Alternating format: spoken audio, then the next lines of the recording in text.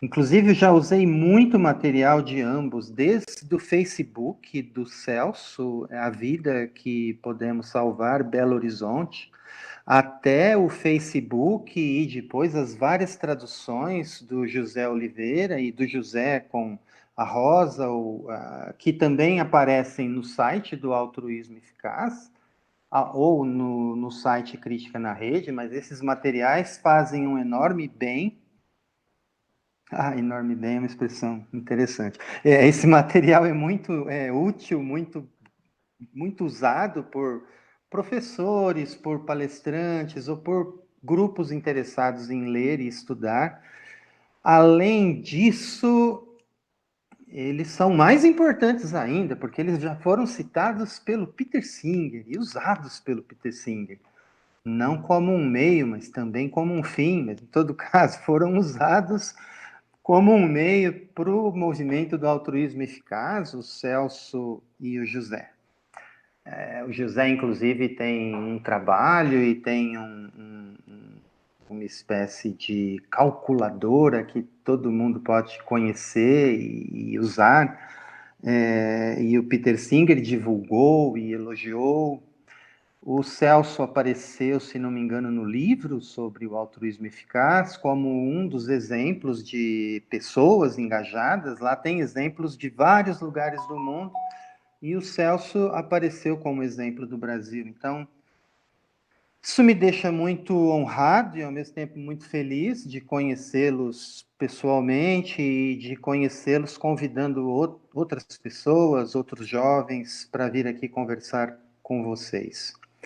Então, muito obrigado. Então, eu passo a palavra brevemente para o Celso, que faz hoje a intermediação aqui da reunião, depois pode ou fazer pergunta com prioridade ou coordenar aí as perguntas das pessoas. A Laís e o Gustavo são os coordenadores do grupo de estudos em ética animal, que além de muito engajados já há vários anos com a causa animal e com especialmente a ideia de diminuir o sofrimento no mundo, diminuindo o sofrimento dos animais, a quem eu agradeço por estarem fazendo parte agora também do movimento do altruísmo eficaz, mas também ajudando nas reuniões. Eles acho que vão me ajudar, ou a Laís é que vai ajudar a cuidar da parte eletrônica aqui da sala. Eu não tenho a mínima ideia como ver quem está perguntando, quem quer falar, quem quer escrever, mas vocês já devem até saber. Eu só estou falando isso para avisar que eu não sei fazer nada disso, mas a Laís sabe. Então, agradeço a Laís pela divulgação, o Gustavo, e agradeço muito a presença de vocês todos, né? O Daniel e a Meron, o Arthur também é do grupo de estudos de ética animal, o Rodrigo, que eu não sei se está no grupo de ética animal, mas é também aqui de Uberlândia, e a Rosa, e o Celso, e a moça do lado do Celso, que eu não sei o nome, muito obrigado também. E com você, Celso. Tá, obrigado pela apresentação, bastante generosa, Alcino. Realmente a gente nunca... Aliás, eu já assisti algumas palestras suas lá na UFMG, mas a gente nunca se encontrou de fato, então acho que é a primeira vez. É um prazer estar aqui para apresentar... eu sou o Celso e ao meu lado está a Lígia, que é tradutora para o site do AE Lusófono também, né, e trabalha principalmente traduzindo texto de ética animal, então acho que tem tudo a ver com essa dupla conexão que tem aí em Uberlândia. E, bom, é um prazer, então, apresentar o José para essa conversa. Ele pediu para não fazer uma apresentação muito formal, mas eu acho que merece fazer alguma coisa, né, porque ele faz tanto pelo movimento. O Alcino destacou aí que nós dois somos ativos, mas é até uma injustiça falar que o meu nível de atividade é igual ao do José, porque ele faz muito mais pelo site, faz o boletim, faz mais traduções, cobra da gente entregar os textos no período certo, então, assim, ele é muito mais ativo do que eu, e então, fazendo um pouco de justiça. E o José, então, ele é professor de artes, né? Espero que, se vocês tiveram a oportunidade de ler os textos que ele indicou, vocês já conhecem essa maneira bem criativa que ele achou de aliar a paixão pelas artes e o engajamento com o altruísmo eficaz, né? Ele é mestre na Universidade do Porto, com foco em pintura também, né? Mas acho que o mais importante para hoje é o engajamento que ele tem desde 2011, eu acho, com o The Life You Can Save, e depois também com a Giving What We Can, né? E cuidando, assim, da maioria do conteúdo postado em português relativo ao altruísmo eficaz, a grande maioria, passa pelos olhos e pelas mãos do José, então acho que a gente tem muito a aprender, e ele também, acho que ele vai compartilhar um pouco dessa experiência, do sucesso que ele teve de fazer um grupo, né, no Porto, não só fazer um grupo que se reúne de maneira bastante ativa, mas também cooptando várias pessoas que passaram a contribuir de maneira ativa também, por exemplo, a Rosa fazendo as traduções, né? E tem o Daniel também e outras pessoas. Então, assim, estou ansioso e espero que todos vocês estejam também. Acho que o José vai compartilhar uma experiência que vai ser muito rica para vocês, começando o grupo aí, e eu fazendo parte deste começo com vocês também. Então, passo a palavra ao José. Bom, eu fico um bocado até embaraçado com esta apresentação e também comovido, porque, como eu disse inicialmente, é um bocado... é especial estarmos agora assim frente a frente, depois de anos de colaboração que eu acho que tem dado frutos, e já agora fazendo também o papel de apresentador do outro apresentador, do Celso. O Celso tem imenso trabalho, imensa reflexão filosófica a propósito do altruísmo eficaz, que apresenta a um ritmo mensal que é, acho eu, extraordinário, trabalho original, de reflexão original sobre temas do altruísmo eficaz, conseguindo por vezes antecipar resultados que o próprio movimento só consegue atingir tempos depois. É um caso específico relativamente ao fenómeno da Lean Season. Se depois o Celso quiser falar sobre isso, que foi uma reflexão interessante que ele fez e que depois os factos vieram a prová-lo certo, mas de facto num território que é muito difícil e ainda muito por explorar, o do altruísmo eficaz, ele conseguir produzir reflexões sólidas, robustas e interessantes, que são publicadas a um ritmo mensal, acho que é um trabalho muito meritório e acho que ele está de parabéns e que seria bom para todos nós que ele continuasse a fazê-lo. Bom, se quiserem, eu faço então a apresentação que tinha preparado. É digamos, uma montagem de uma série de textos que eu tenho publicado ao longo destes, de facto, já há bastantes anos, ligado ao altruísmo eficaz. E como é uma leitura, eu vou tentar fazer uma leitura um bocado expressiva para não ser muito monótono. Se entenderem, começarei então a fazer essa apresentação.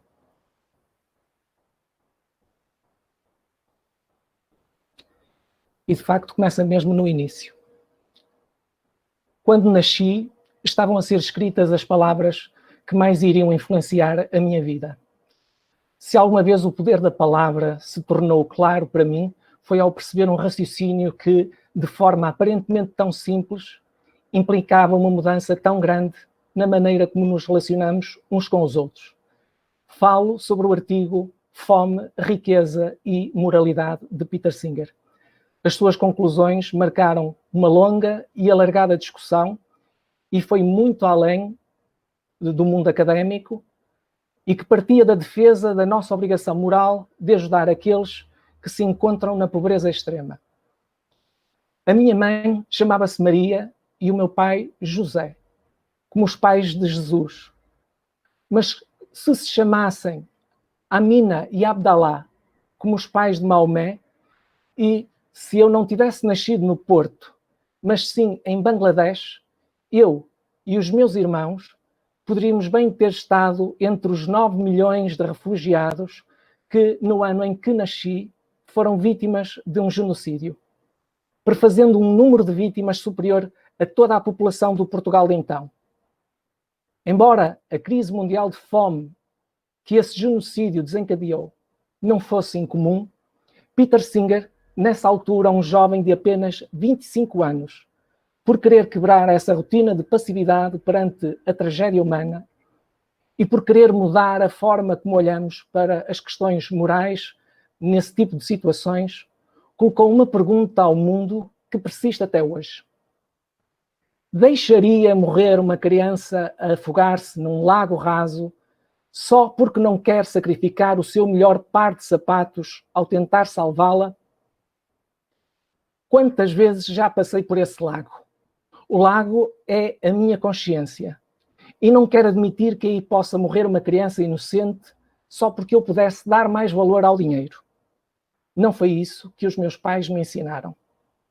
Talvez esses sentimentos sejam um bom ponto de partida.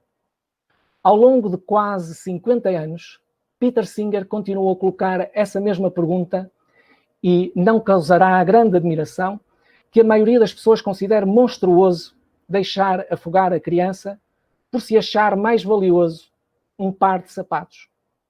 Mas aí surge uma catadupa de questões que essa nossa resposta pode implicar. Então, por que não estamos dispostos a aplicar o valor de um par de sapatos para salvar a vida de uma criança, sabendo que, por dia, morrem cerca de 27 mil crianças? Agora serão cerca de 15 mil. Por causas relacionadas com a pobreza extrema. Quem nada faz não estará a ter um comportamento tão monstruoso como o indivíduo que considera o seu par de sapatos mais valioso do que a vida de uma criança. Mas afinal não gastamos dinheiro em coisas de que realmente não necessitamos. E não será errado não tentarmos ajudar quem realmente precisa daquilo que podemos facilmente dispensar? Tentemos responder a uma pergunta mais simples. Haverá algo no meu prato que eu possa partilhar? Já alguma vez imaginou o que há no prato de cada um em todo o mundo? Isso pode variar entre a refeição mais extravagante, digamos uma refeição de 2 milhões de dólares, um luxuoso repasto que inclui uma viagem por ar, terra e mar para um restaurante em Singapura e no final tornar-se dono de um famoso anel de diamantes, e, no outro extremo, não haver sequer um prato, mas apenas um estômago vazio. Se houvesse uma maneira de diminuir o número de pessoas que morrem dos excessos no seu prato, ou aproveitar tudo o que é desperdiçado a fim de salvar todos aqueles que não têm o suficiente, você não faria isso? Bem, você sabia que a maioria da população mundial vive em países onde os excessos no prato matam mais pessoas do que a falta de comida? Você sabia que cerca de 1/3 de todos os alimentos vai para o lixo e que isso poderia alimentar mais do que o dobro do número de pessoas sobrenutridas no mundo? Geralmente, só podemos controlar o que está no nosso próprio prato. Então vamos começar por aí e perguntar: não teremos mais do que o suficiente? Será que tudo isso é necessário? E será que individualmente podemos equilibrar um pouco mais as coisas? À escala global, Jeffrey Sachs, um influente economista, calculou o que seria necessário para que todos superassem a pobreza extrema, para que assim pudessem ter o suficiente no seu prato. Peter Singer pegou nos números de Sachs e sugeriu um novo padrão para a doação eficaz. A doação de acordo com a capacidade de cada um, considerando também a eficácia das instituições de caridade, para que assim o seu dinheiro faça o maior bem possível. Este padrão pode ajudar-nos a pensar sobre quanto podemos tirar do nosso prato para ajudar aqueles em necessidade extrema. Você pensa que não se pode acabar com a pobreza? Então veja este exemplo. Deixar de comer sorvetes. Se todos tirassem, nem que fosse só os sorvetes do seu prato, isso seria o suficiente para poupar o dinheiro necessário para pagar a educação, o saneamento e a saúde para todos, 2 vezes. Esta ideia é ainda mais convincente quando se considera que, em todo o mundo, o açúcar mata mais do que a pólvora. Mas pode estar a questionar, bem, uma coisa é deixar de comer um pouco de sorvete, outra coisa é sacrificar aquela viagem dispendiosa em que tem sonhado e para a qual tem economizado, ou um presente especial que o seu ente querido nunca mais esquecerá. E claro, nem todos têm à partida a mesma quantidade no seu prato, nem as mesmas responsabilidades. Talvez você esteja a encher outros pratos para além do seu.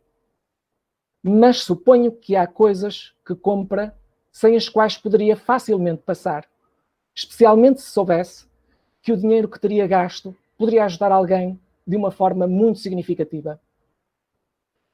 Então vamos tentar um exemplo mais concreto.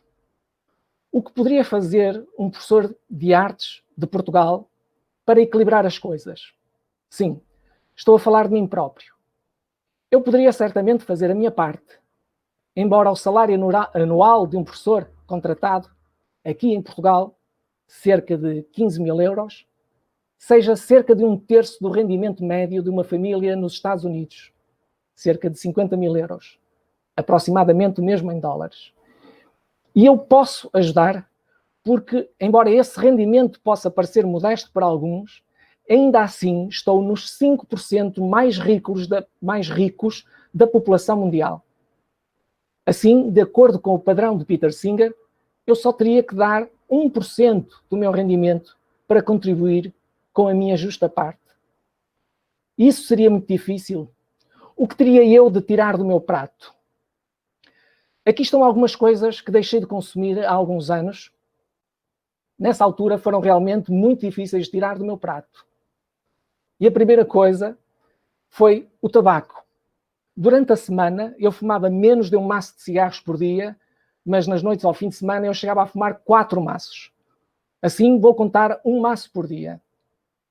A totalidade, ao longo de um ano, seria à volta de 1.600 euros. Aproximadamente o mesmo em euros. Portanto, cerca de 15,5%, peço desculpa, cerca de 15,5 vezes o compromisso da The Life You Can Save. Cerveja. Eu não bebia durante a semana, mas ao fim de semana bebia muito. Assim vou contar uma cerveja por refeição. 14 cervejas por semana. Ao fim de um ano dava cerca de 700 euros. Ora, isso era 7 vezes o compromisso da The Life You Can Save. Café. Só vou contar aquele café a mais que me mantinha acordado à noite. Portanto, um café por dia. Ao longo de um ano, cerca de 250 euros. Mesmo essa pequena quantia, somada ao longo de um ano, era 2,5 vezes o compromisso da The Life You Can Save. Até agora, portanto, à data em que escrevi este texto, nunca tinha feito as contas. E parece-me absurdo ter gasto tanto dinheiro em coisas que eram tão más para mim. E também me parece absurdo porque, em vez disso, poderia tê-lo usado para fazer bem aos outros. Se tiver curiosidade de experimentar a calculadora que compara os seus luxos com o compromisso da The Life You Can Save, está no link, no texto original, que está no site da The Life You Can Save. Eu depois posso partilhar isso convosco. Basta inserir o rendimento anual, escolher o país, depois escolher o custo do item que se quer deixar de fora do prato e depois dizer se esse consumo era diário ou semanal ou mensal, que aparece o resultado, a que é que isso corresponde relativamente ao compromisso da The Life You Can Save. e certamente terão surpresas relativamente a esses resultados. Isto é o que podemos fazer com o nosso dinheiro. Mas o que podemos fazer com o nosso tempo? Desde que me lembro, há duas coisas que sempre quis ser: um pintor e uma boa pessoa. Mal sabia eu que, por causa da obra de Peter Singer, chegaria um momento em que me iria parecer impossível ser as duas coisas ao mesmo tempo. Mas talvez deva explicar, irei fazê-lo novamente usando as ideias de Peter Singer. Se por acaso um demónio maligno fizesse com que uma pessoa em cada 1000 que entrassem numa sala de um museu ficasse cega, você entraria nessa sala? Mesmo que seja como eu, um amante da arte, acho que iria preferir entrar noutra sala do museu sem esse demónio maligno, ou iria visitar um museu totalmente diferente. Bem, isso deve mostrar que valoriza a sua visão 1000 vezes mais do que a experiência que teria naquela sala do museu. E se tivesse que escolher entre doar para construir aquela sala do museu, ou doar para salvar a vida de alguém, ou doar para salvar que alguém perdesse a visão, então também deveria valorizar mais esta última ação, porque o seu dinheiro proporcionaria um bem muitas vezes maior. A esta altura deve estar a supor que alguém que use o seu tempo para proporcionar experiências artísticas a outros se encontra em apuros. Bem, eu sou professor de artes já há quase 25 anos, por isso pode dizer-se que realizei uma parte do meu sonho de infância. Mas em 2011, quando o livro de Peter Singer, A Vida que Podemos Salvar, que no Brasil tem o título de Quanto Custa Salvar uma Vida, foi publicado aqui em Portugal, li-o e isso levou-me a começar a voluntariar todo o meu tempo livre para promover a organização de Peter Singer, que fundou com o mesmo nome. Desde então, parei de pintar quase completamente, mas tive alguns dos momentos mais gratificantes da minha vida. E então, o meu sonho de infância. Eu tinha 2, lembra-se? E estava a viver um sonho na sua plenitude. A última vez que escrevi um post para a The Life You Can Save, há 3 anos, aquele que acabei de resumir anteriormente, este foi mais longe do que poderia ter imaginado, mesmo nos meus sonhos mais fantásticos. Tornou-se o primeiro post de um altruísta eficaz, português, a ser publicado na newsletter AE. E foi ampliamente partilhado. E quando pensei que as coisas não poderiam melhorar, o post foi partilhado pelo próprio Peter Singer. Ok, isto pode ser uma coisa extraordinária para afagar o nosso ego, mas, por incrível que pareça, o melhor ainda estava para vir. Enquanto representante do AE aqui em Portugal, fui informado que 2 portugueses assumiram o compromisso da Giving What We Can. Sabe o que isso significa? Isso significa que, de alguma forma, o meu trabalho levou 2 pessoas a tomar a decisão de doar pelo menos 10% dos seus rendimentos ao longo da sua vida para as organizações que podem fazer o maior bem com esse donativo. Consegue imaginar a quantidade de bem que isso poderia realizar com apenas um post? Será que tinha encontrado o maior bem que eu poderia fazer? Será que acredita que passei a maior parte de um ano a tentar responder a esta pergunta? Em trabalho de equipa, com alguns amigos do nosso pequeno grupo AE aqui no Porto, começamos por ordenar as nossas atividades, de acordo com o seu impacto. Mas coisas como traduzir textos para o site da AE ou outras formas de promover o AE, seja nas redes sociais, seja nas nossas reuniões mensais, as conversas sobre o altruísmo eficaz, ou em apresentações públicas, etc., eram coisas muito difíceis de comparar, especialmente por causa da falta de provas concretas do seu impacto. Cada vez que tentávamos ordenar as nossas atividades, tínhamos um resultado diferente. Por isso pensamos, talvez ajudasse a dividir este grande problema em problemas menores. Então usei a minha experiência de avaliação como professor e pensei em alguns critérios para classificar cada atividade.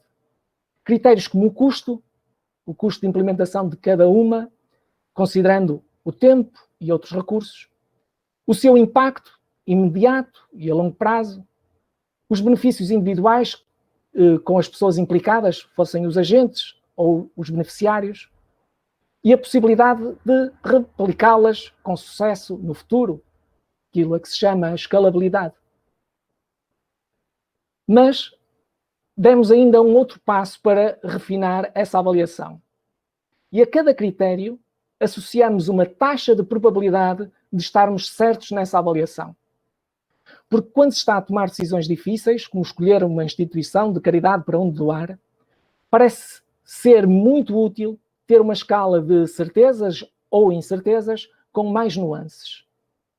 E depois, melhor ainda, deve-se tentar expressar essa certeza ou incerteza numericamente. Por exemplo, e depois apresento uma pequena tabela que responda à questão: qual a minha probabilidade de estar certo? E então, em palavras, eu posso dizer: estou certo de certeza, quase de certeza que estou certo, provavelmente estou certo, entre certo e o errado, provavelmente errado, quase certeza errado, errado de certeza, e depois a cada um destes termos associar valores em percentagem. Portanto, certo de certeza 100% e no outro limite, errado de certeza 0%.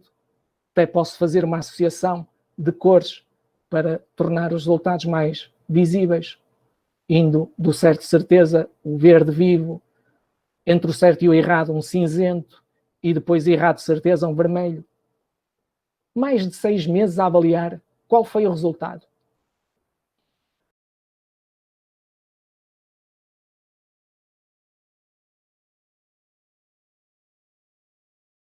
Às vezes, o que parece muito bom à primeira vista, não parece tão bom quando se olha de perto. E esse acabou por ser o caso para os 2 doadores ao longo da vida inspirados pelo meu post. Deixe-me explicar porquê. Seria uma tremenda coincidência se essas 2 pessoas tivessem assumido o compromisso de doação ao mesmo tempo que eu escrevi o post. Mas também seria uma tremenda coincidência se estas tivessem assumido o compromisso exclusivamente porque eu escrevi o post. O mais provável é que o post tivesse apenas uma pequena influência, digamos, de 5 a 10%, para fazer com que decidissem assumi-lo mais cedo, digamos, 1 a 3 meses antes. Mesmo assim, para um post, isso é muito bom, não é?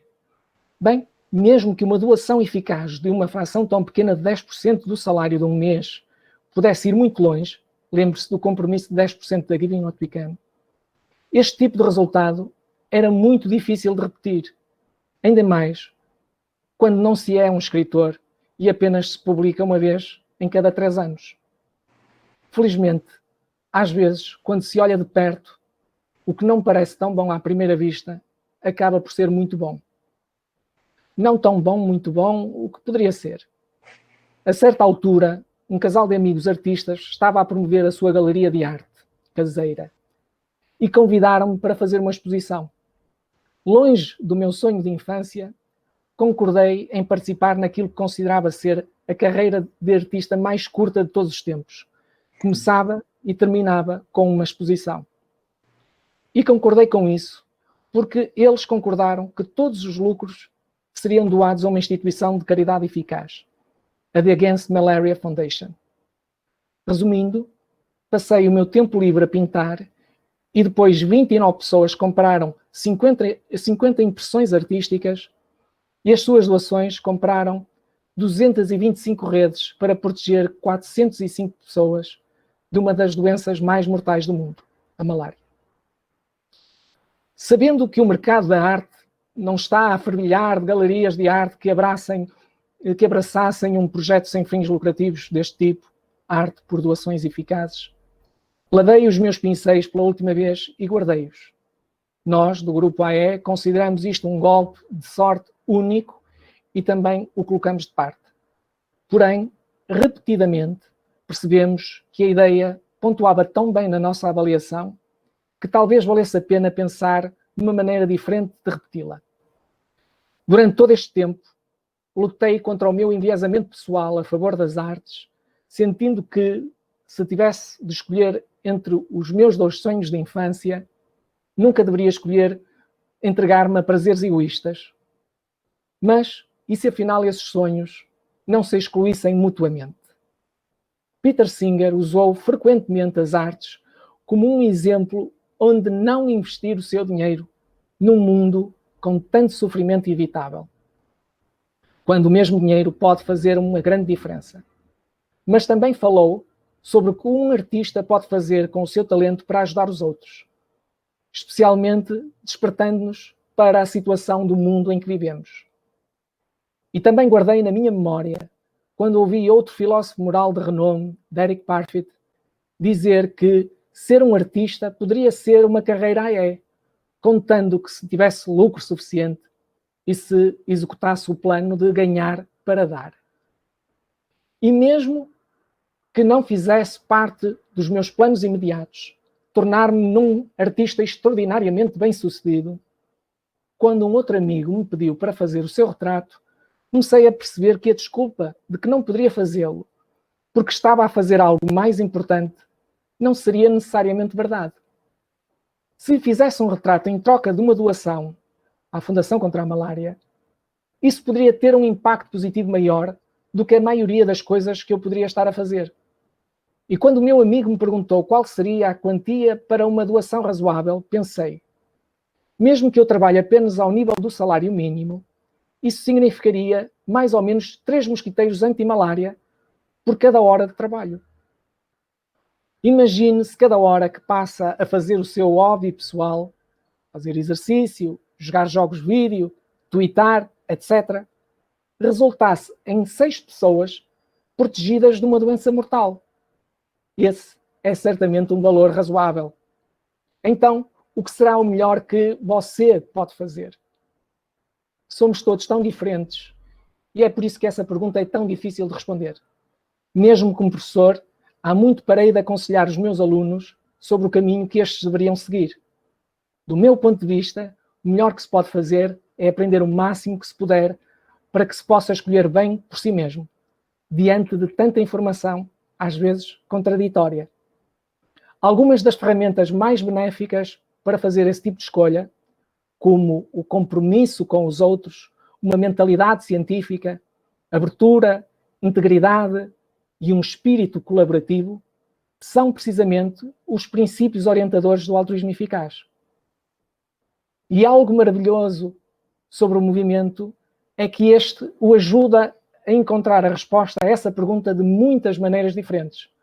Seja oferecer-lhes aconselhamento gratuito para ajudar a ter um impacto positivo com a sua carreira, através das 80.000 horas, ao ajudá-lo a avaliar instituições de caridade, a GiveWell, ao promover as instituições de caridade mais eficazes, a The Life You Can Save, para que possa encontrar facilmente as melhores oportunidades de ter maior impacto por meio de doações eficazes, ao ajudá-lo a manter o seu compromisso ao fazer parte de uma comunidade, a Given What We Can, e mantendo-se sempre informado sobre as investigações mais recentes e as discussões atualizadas para descobrir como beneficiar os outros, tanto quanto possível, e agir com base nisso. O AA Forum. De qualquer das formas, há algo que nunca deixa de me surpreender. O pensamento de que uma pessoa sozinha num quarto a fazer aquilo que mais gosta, começando com uma fina linha num papel, coloca em movimento um processo complexo que no decorrer de 4 anos protege mais de 2.500 pessoas de uma doença mortal do outro lado do planeta, usando apenas o seu tempo livre. Não será isso uma prova suficiente de que se deve pensar cuidadosamente sobre o que é o maior bem que podemos fazer?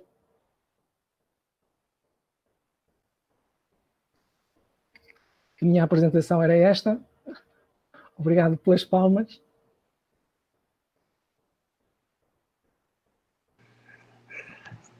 Olha que... Bom, obrigado. Uhum. Não, ia dizer, puxa, você viu que você estava quase no fim quando a invasão extraterrestre daqueles monstros atrasou um pouquinho só. A gente devia ter dançado, né? A hora que eles entraram, a gente dançava um pouco. Celso, pode falar. Obrigado, José. Obrigado, José.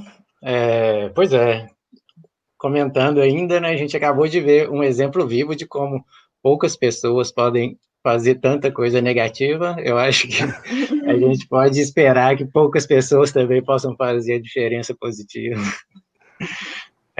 Então eu abro para as perguntas. Tenho certeza que tem muita gente que tem pergunta, e tem algumas também, mas eu vou deixar as minhas para mais adiante.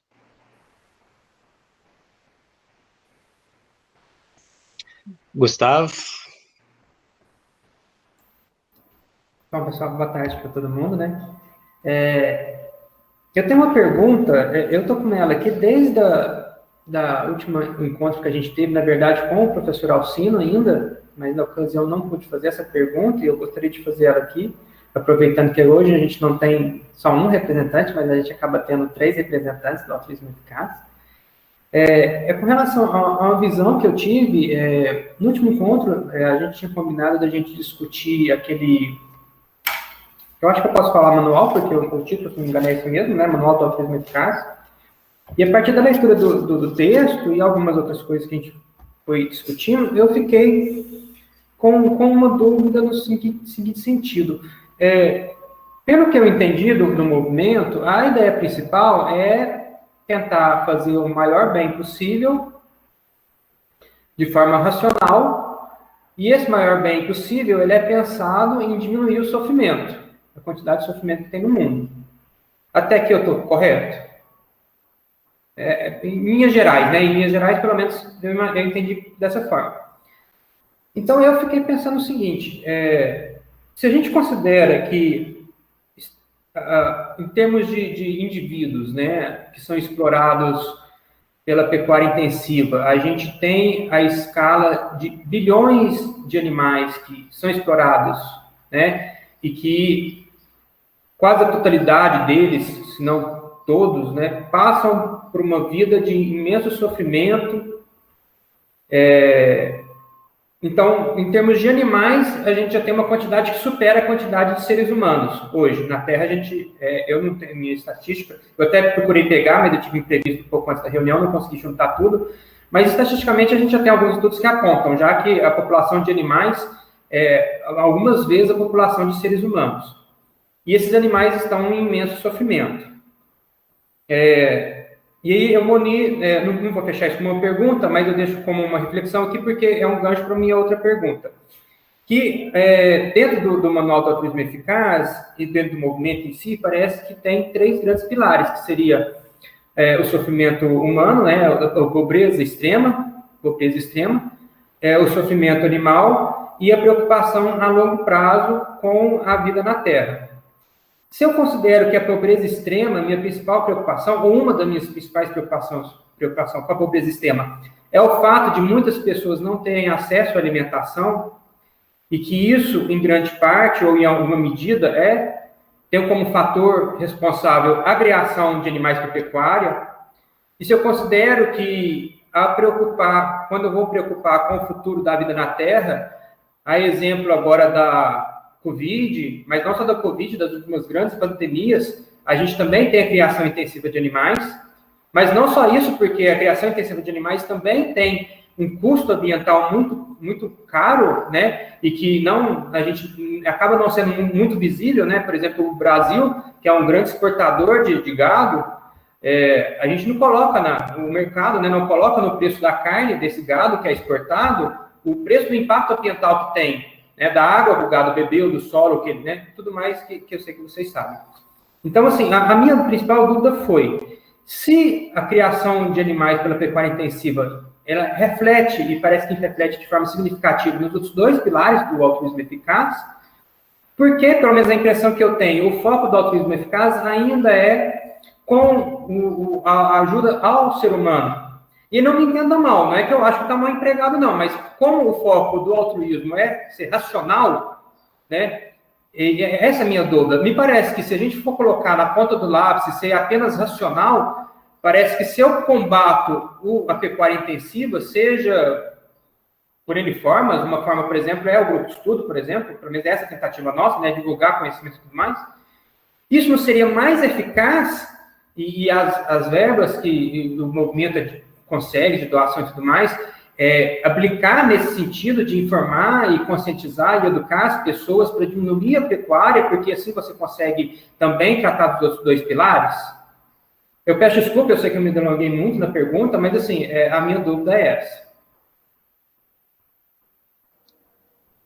Ainda bem que esta pergunta é colocada, porque eu avisei de início que talvez esta minha apresentação, por ser uma apresentação daquilo que foi o meu percurso pessoal no altruísmo eficaz, poderia de facto perpetuar alguns dos equívocos que há sobre o altruísmo eficaz. E um deles é esse precisamente que o Gustavo levanta agora, de haver uma ideia que foi muitas vezes popularizada na comunicação social, provavelmente também por causa de certas pessoas que têm mais protagonismo, como o próprio Peter Singer, e que centra muito o seu trabalho nessas questões, dar uma ideia que pode até ser errada em termos da expressividade como um todo do movimento, daquilo que é o interesse ou os interesses, as causas que interessam ao altruísmo eficaz, e recorrentemente surgem publicações de alguns que são mesmo dentro do meio do altruísmo eficaz considerados as maiores autoridades sobre o assunto, aqueles que mais refletem ou que mais brilhantemente refletem sobre estes assuntos, nomeadamente aqueles que constam desse manual que também foi referido e que foi um trabalho excepcional de colaboração com o Brasil na sua tradução. Muitas vezes surge essa tentativa de desmontar esses equívocos. E então uma das coisas que se sublinha normalmente é que o altruísmo eficaz é agnóstico face às causas. É também agnóstico face aos meios. Mas aí já é outra conversa. Estamos aqui a falar de causas. E muitas vezes a forma como se faz essa seleção, se calhar a nível individual, tem a ver com a nossa sensibilidade, tem a ver com a nossa formação, tem a ver com a informação que nos foi chegando, mas depois num contexto mais alargado as coisas são pensadas de outra forma, principalmente quem está em posição de decidir para onde vão determinadas verbas, alocar para determinadas causas, e a referência é correta, aquelas que acabam por ser aquelas que recebem maior atenção são, de facto, as questões relacionadas com a pobreza extrema e a saúde mundial, aquelas relacionadas também com o sofrimento animal, a causa animal, e depois os riscos existenciais. E, portanto, quem está em situação de poder alocar grandes verbas para ter grande impacto nessas diferentes causas, pensa isto de diferentes maneiras que não a nossa subjetividade pessoal e até muitas vezes a nossa emoção relativamente a certas coisas que nos comovem mais do que outras. Pensam em termos, por exemplo, não só da importância desse problema, mas também até que ponto é que esse problema é negligenciado pelos outros. Pensam também até que ponto é que esse problema é solucionável, tem uma solução facilmente ou mais facilmente obtida. Portanto, de um ponto de vista perfeitamente exterior à causa e ao problema, fazendo essa análise,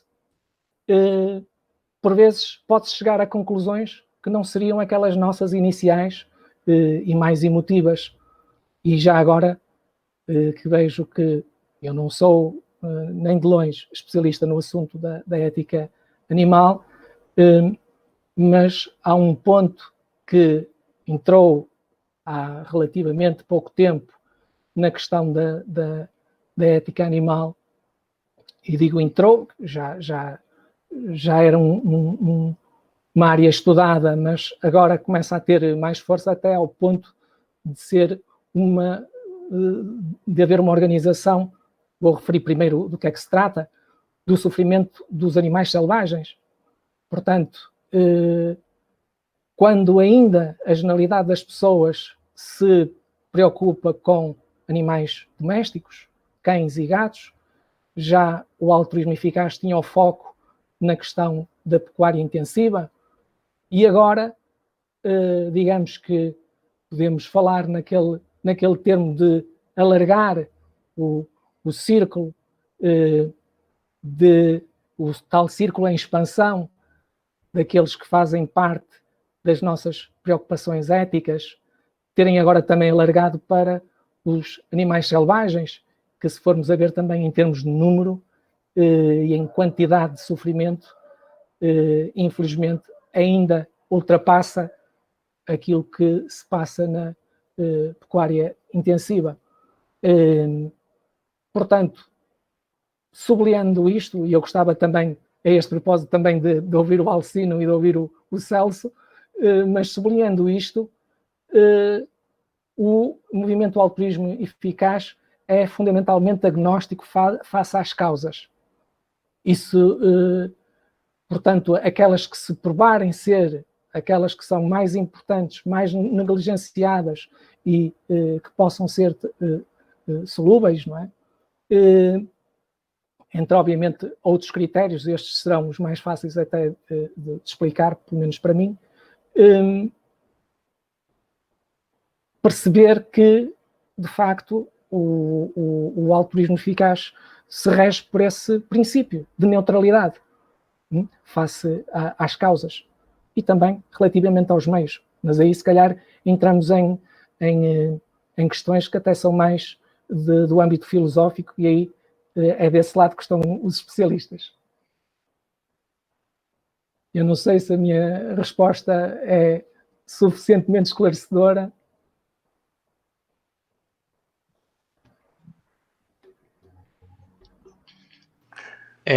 Bom, eu posso comentar rapidinho. Para a gente ter mais ideia do que acontece com as tendências do altruísmo, né, é bom saber que eles fazem um survey anualmente e eles medem essas tendências e etc. Né? Eu estava até olhando aqui para pegar, vou copiar e colar aqui no grupo, peço desculpas que é em inglês, mas, enfim. E depois eu vou colocar o link também.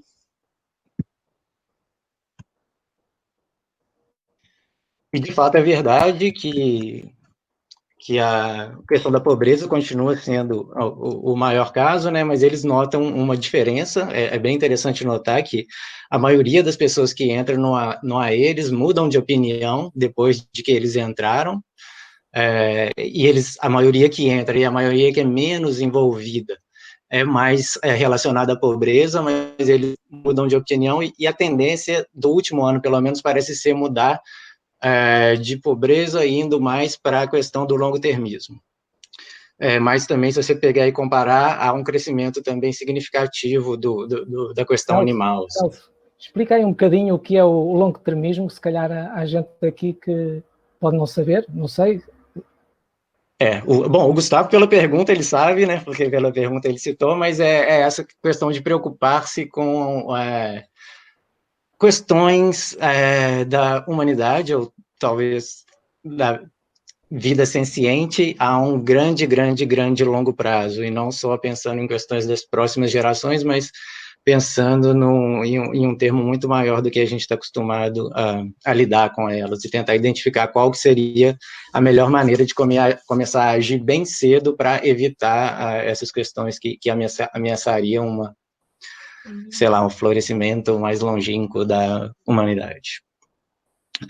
E essa é a questão. A única, bom, eu acho assim que o seu raciocínio, tenho certeza que tem muita gente do AE que partilha dele. Como o José disse, eu acho que um dos grandes pontos do movimento é justamente ser aberto a esse tipo de crítica, não só aberto, mas incentivar esse tipo de pensamento crítico para extrair as melhores conclusões. Agora, incluindo essa questão essa postura, né, a gente tem que também ter muito cuidado com a questão da incerteza, e muitas vezes, nesse tipo de comparação, tem um tanto de assunção que não são muito certas, que a gente acaba fazendo e acaba, talvez, favorecendo a causa que a gente está mais próximo, né? Por exemplo, não é claro que dá para se mensurar todos os sofrimentos e o sofrimento de todos os animais de uma mesma maneira e comparar eles da mesma maneira com o sofrimento dos seres humanos e etc. Tem várias questões que podem justificar o privilégio do sofrimento humano, né? E eu acho que justamente por causa disso é importante que o movimento mantenha-se diverso nesse sentido de atacar simultaneamente várias frontes, porque a gente não tem tanta certeza como a gente acha que tem sobre qual que é a melhor maneira de ajudar. Então, assim, em vista dessa incerteza, é melhor que a gente adote uma postura diversa, e que, adotando uma postura diversa também, a gente vai atrair vários participantes com diversos interesses, e cada um vai dar o seu melhor para aquela questão, assim. Então, uma vez que uma das questões é o movimento animal, eu acho que é muito bem-vindo qualquer tipo de consideração nesse sentido de defesa da questão animal como sendo a mais prominente entre as preocupações do AE. E também, acho que é importante também a gente pensar que, a princípio, o AE, inclusive, incentiva que participantes achem causas que eles sequer notaram um potencial, e que, assim, seria uma contribuição incomensurável, assim, você propor uma causa que tem sido negligenciada e que não deveria ser, assim, que não é o caso da animal, é claro que já é dotada, mas, então, assim, essa abertura do movimento acho que é um dos pontos positivos, e eu acho que isso que eu comentaria. Eu concordo com os dois, eu não tenho muito a acrescentar, se não lembrar de duas respostas do próprio Peter Singer. Ele concorda que, sobre o longo-termismo, que, do ponto de vista exclusivamente racional, aparentemente há maior benefício em você se engajar para combater riscos existenciais do que combater o sofrimento animal e do que combater o sofrimento humano. Mas a insegurança em relação às premissas empíricas e ao cálculo que se faz, faz com que se multiplique esse tipo de probabilidade por um valor bem menor do que a insegurança em relação ao sofrimento animal e ao sofrimento humano.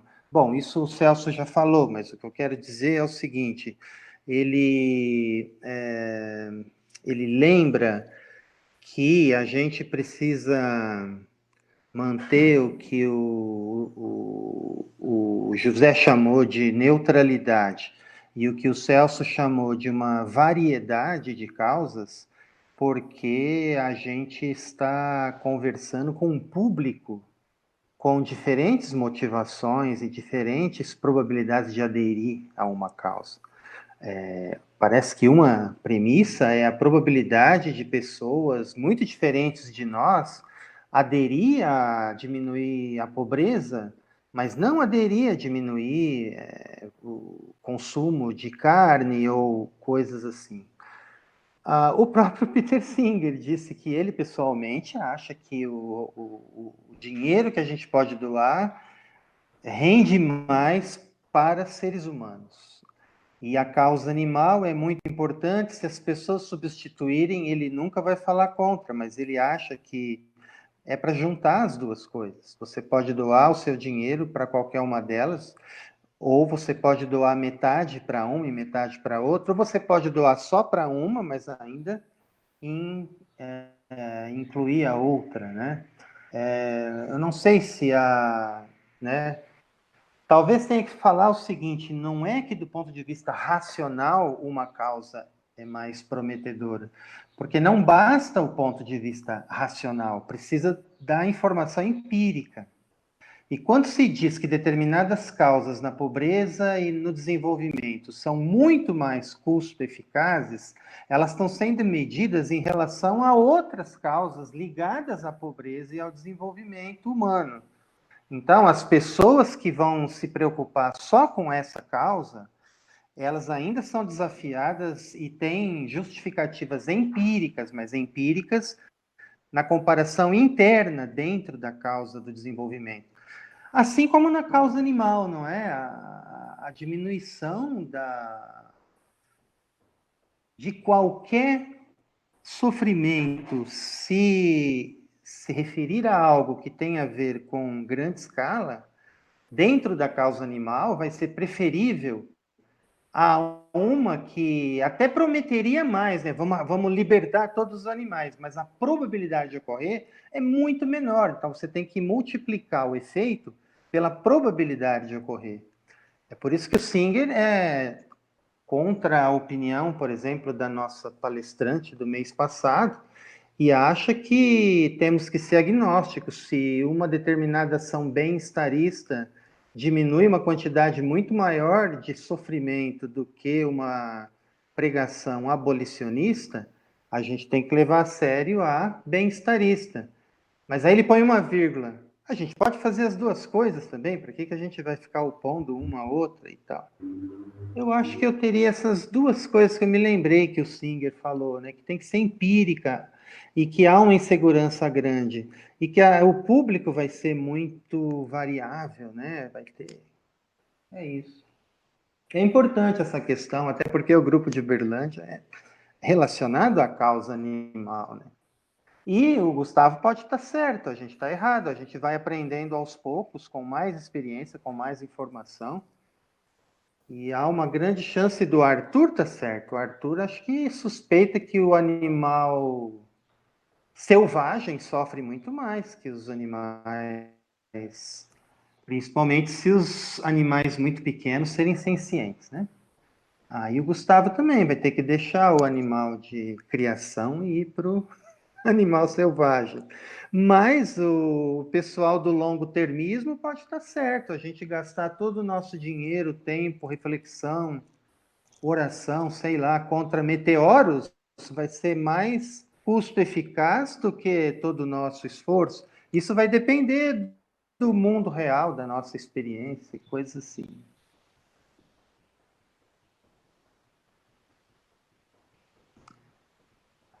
Outras pessoas querem perguntar? Ou o próprio Celso tinha alguma questão para o José? Acho que podia ser você, Celso.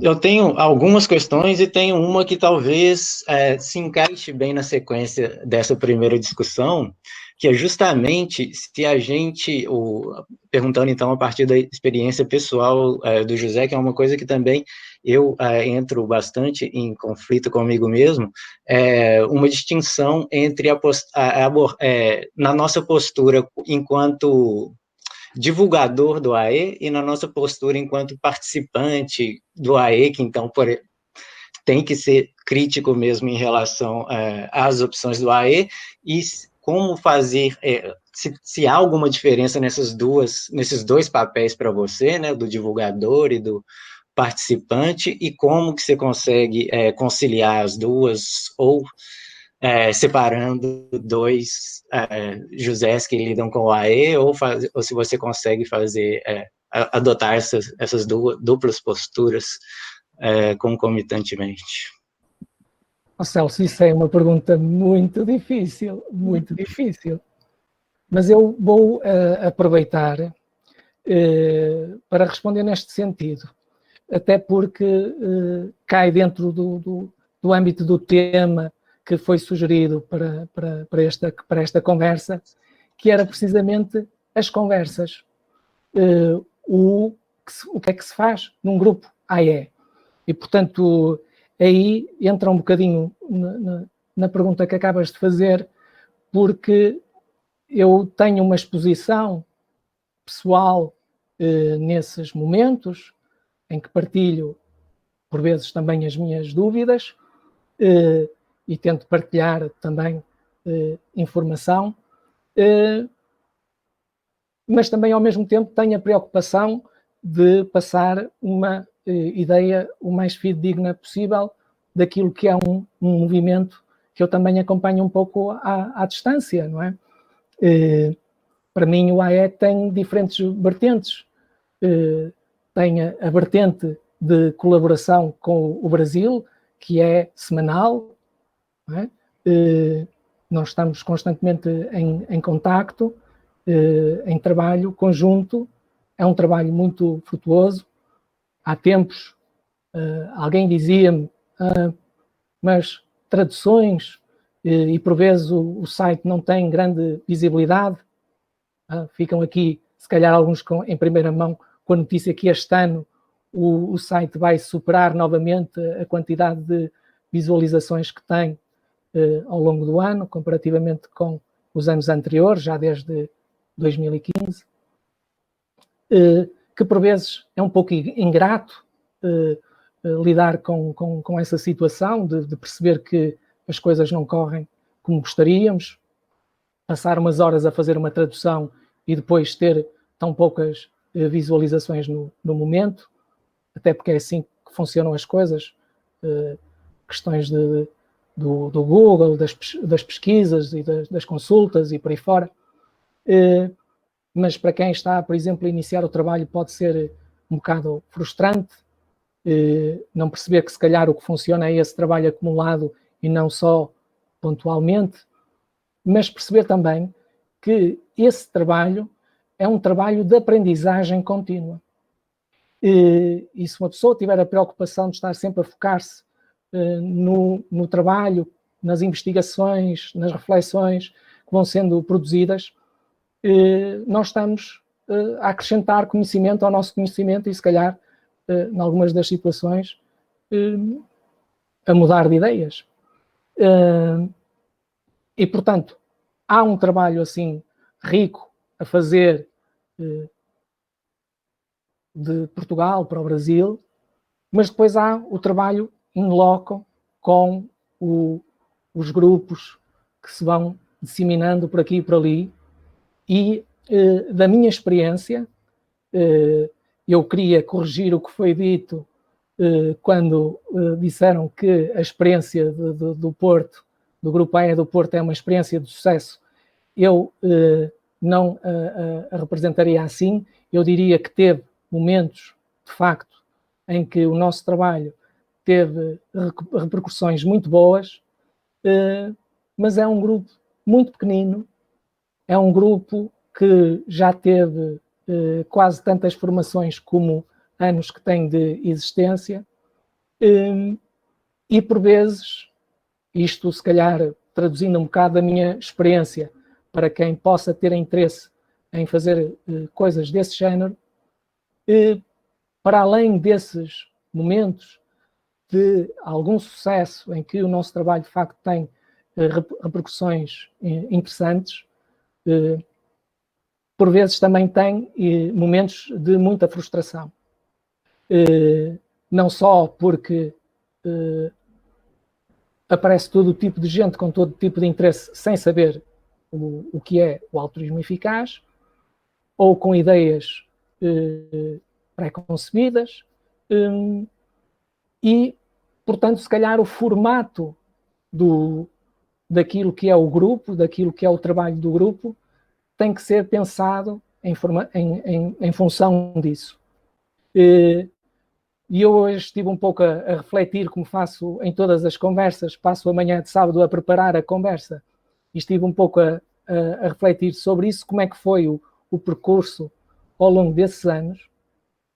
E desde que começou, que infelizmente não posso colher os louros, não fui eu que tive a ideia de começar as conversas, foi o Daniel, quando chegou de Inglaterra e faz agora, mais ou menos nesta altura, 4 anos, porque foi na altura do Pledge Drive da Given What We Can, portanto, a altura em que se tenta fazer uma divulgação do altruísmo eficaz a partir daquilo que é a Given What We Can, a tal organização cujos membros dão 10% ou mais do seu rendimento a organizações eficazes. E eu suponho que ainda estará a decorrer, não sei, porque agora os eventos no Facebook são um bocado mais curtos, a decorrer o Pledge Drive deste ano. Portanto, o momento em que há uma tentativa de, digamos, chamar mais membros para esta organização, é uma altura especial, e por esta altura eu estava a colaborar fazendo uns pequenos arranjos gráficos com o rosto do novo membro e uma pequena mensagem que, no fundo, resumia as intenções de participar, de se tornar membro da Given What We Can.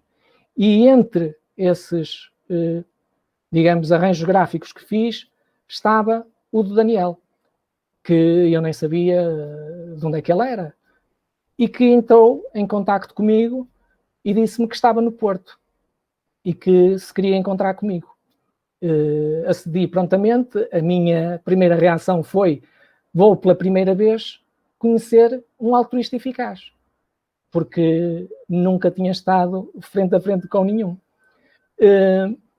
E, para embaraço meu, eu esqueci-me do encontro. Estava no sábado a trabalhar, como ao costume, para as coisas do altruísmo eficaz, e recebo uma mensagem a perguntar-me se eu ia demorar muito. E eu senti-me tão mal, porque é o tipo de coisa que eu detesto que me façam, que fui a correr, disse: olha, se aguardares 15, 20 minutos, eu vou ir ter contigo. E assim foi. Essa, digamos que informalmente, foi a conversa zero, a conversa AE0, em que o Daniel, cheio digamos, de ímpeto para fazer coisas, sugeriu que nos reuníssemos, mas que nos reuníssemos de forma aberta e convidássemos quem quisesse para participar. E assim fizemos, através do Meetup, do Facebook e por aí fora. E isto para explicar um bocadinho a história, mas para explicar que se calhar nós começamos precisamente ao contrário. Porque nós começamos por ser um grupo de trabalho, fundamentalmente. E eu não sei se essa é a melhor forma de se fazer um grupo aberto às pessoas, porque, obviamente, pessoas que não estão dentro do assunto não vão trabalhar sobre o assunto. Mas nós, os dois, estávamos, pelo menos, bastante bem para a altura dentro do assunto e íamos projetando coisas e, fundamentalmente, fazíamos quando não tínhamos outras pessoas na conversa. Chegámos a ter conversas e essas eram, de facto, as mais produtivas, que éramos só nós dois. Ficávamos ao longo do tempo um bocado com a sensação, à medida que rodavam pessoas pelo grupo, que estávamos numa situação que era quase que um impasse, porque era quase como se fosse mensalmente uma introdução ao altruísmo eficaz, tentando perceber um bocado qual era a sensibilidade dos participantes, com diferentes interesses, e tentando ajustar, digamos, as nossas impressões e as nossas interrogações, as nossas reflexões a essa interação com as pessoas que vinham passando pelo grupo. Entretanto, o Daniel terminou aqui o seu trabalho e regressou à Inglaterra, e eu cheguei a equacionar, terminar as conversas, mas, de qualquer das maneiras, mesmo no Meetup, as contas estavam pagas, continuava a rolar os convites e continuavam pessoas a entrar dentro do grupo, portanto, eu continuei a desenvolver as conversas. E aqui surge uma outra modalidade, já não seriam grupos de trabalho, porque eram pessoas que não conheciam o altruísmo eficaz, e eram conversas com muito pouco guião. Eu elaborava uma estrutura do que é que podia ser a conversa para esse mês, mas as conversas flutuavam livremente. As coisas podiam correr muito bem ou não. Porque, normalmente, quando nós não dominamos um assunto, nós levamos a conversa para o assunto que dominamos. E, tendencialmente, os assuntos ou não eram a ver com altruísmo eficaz, ou podia ser até a ver com o altruísmo eficaz, mas de uma forma tão desinformada que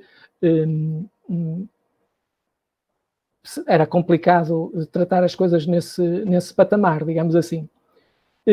Então, a partir daí, resolveu-se adotar uma terceira modalidade.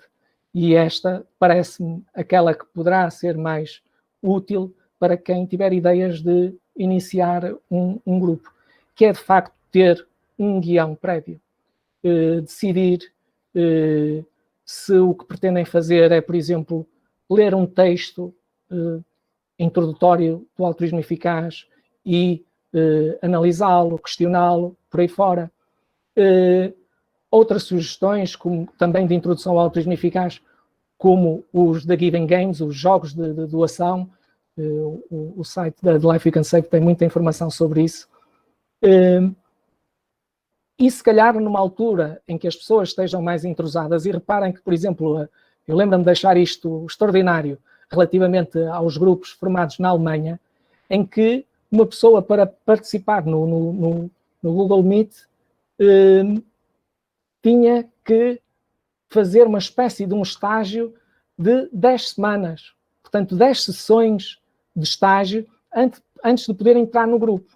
Já precisamente para despistar todo o tipo de pessoas com interesses divergentes que poderiam estar a impedir trabalho de facto, não é? E, portanto, aqui isso nunca aconteceu, mas pensar num sentido de apresentações introdutórias, mas com guiões sempre atualizados. É o que temos feito ultimamente, porque hoje em dia há muitos recursos, contrariamente ao que se passava aqui há uns anos.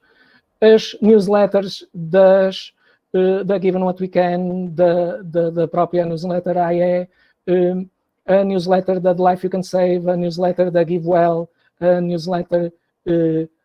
hoje em dia há tantos recursos que uma pessoa, se fizer um pequeno guião, que é normalmente o que eu faço, com a estrutura da última informação, e levar isso, expor, sempre é nova informação, e discutir, trocar opiniões. Claro que quem for mais do âmbito isso acho que depois depende do contexto. Imaginemos que é um grupo organizado numa universidade e são pessoas com formação em filosofia, se calhar são os clientes indicados para outro tipo de material, um material muito mais na base da discussão filosófica, que por vezes também tem resultados muito, muito interessantes. E agora estou aqui a tentar situar-me a ver se não fugi à pergunta do Celso.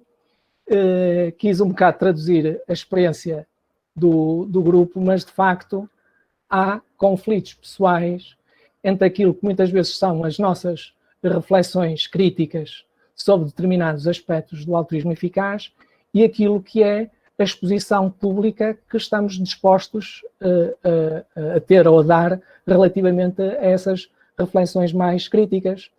Houve uma altura, há uns anos atrás, em que era muito complicado introduzir tópicos como a inteligência artificial, por exemplo, porque eram coisas consideradas completamente aberrantes. Hoje em dia, como em até certo ponto, a inteligência artificial, ou aquilo que as pessoas normalmente denominam a inteligência artificial, como os logaritmos das redes sociais e por aí fora, está praticamente em tudo, as pessoas já não acham isso um assunto tão aberrante.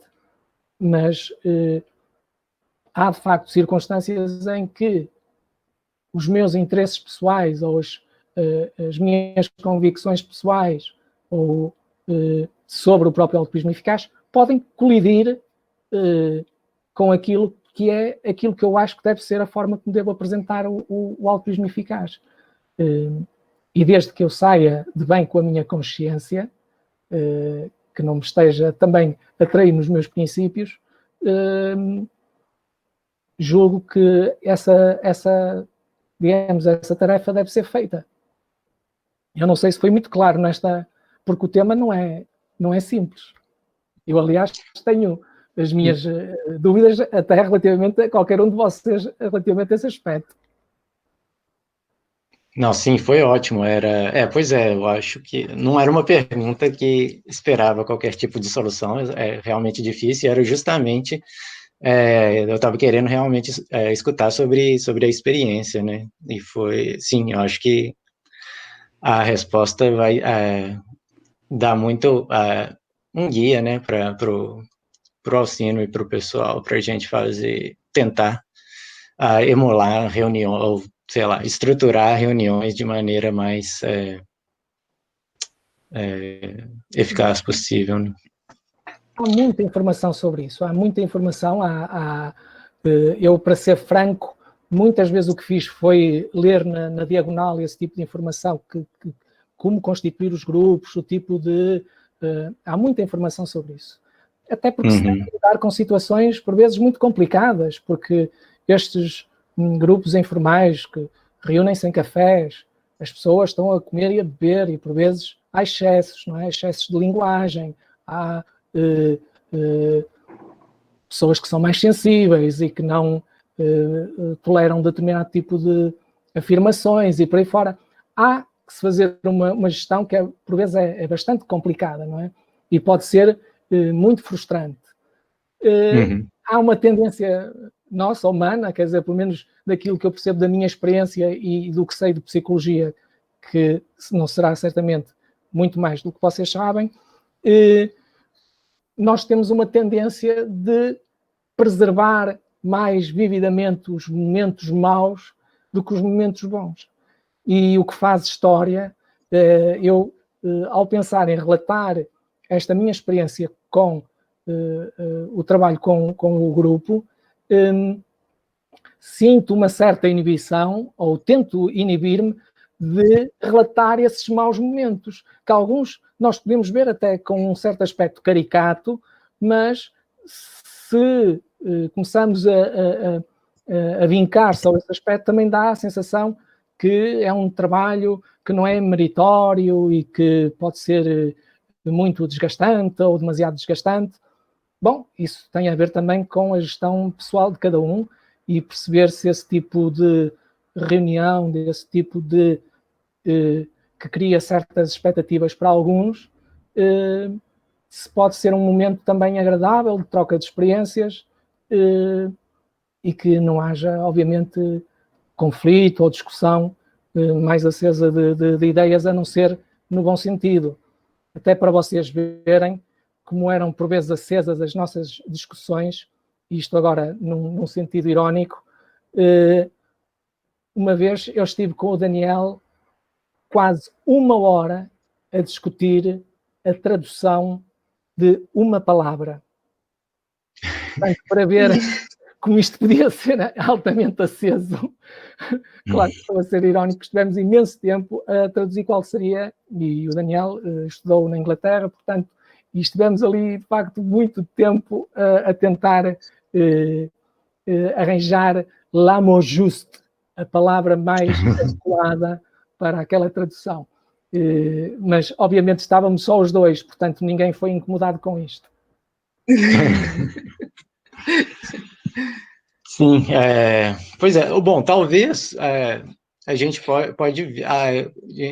poderia escutar a Rosa dando o testemunho dela de como se fosse envolver, escolhendo, portanto, uma amostragem bem enviesada de um caso de sucesso, para a gente ver se a gente tem um caso, então, positivo. Ela começou, foi a partir das reuniões ou foi alguma coisa online? Como que foi?